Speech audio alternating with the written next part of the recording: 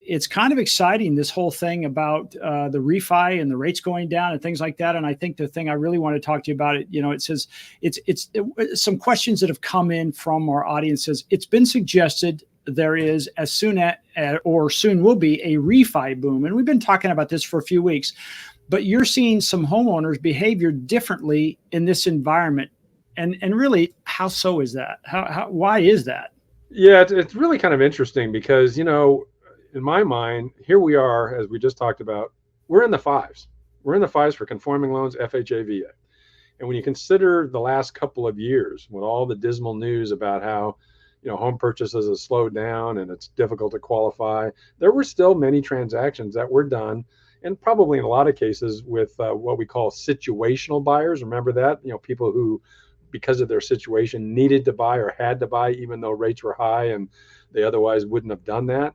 So you've got people who a year and a half ago closed purchase loans, in some cases approaching 8%, certainly in the sevens, low sevens.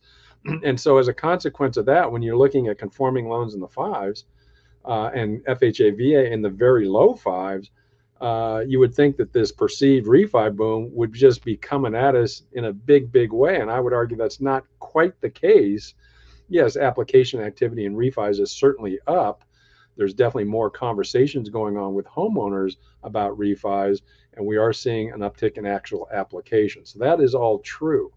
But what I'm observing this time, unlike previous refi booms or conditions in the past where refinance activity was ticking upwards, what we're seeing more is a case of kind of like what we talked about in the purchase market.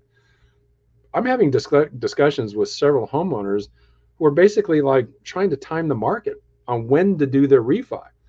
In other words, when I'm having these discussions, and typically when I do that, I'm providing them actual numbers. I'll send them worksheets after they give me certain parameters, what their loan amount is, what their estimated value is, what their credit score is.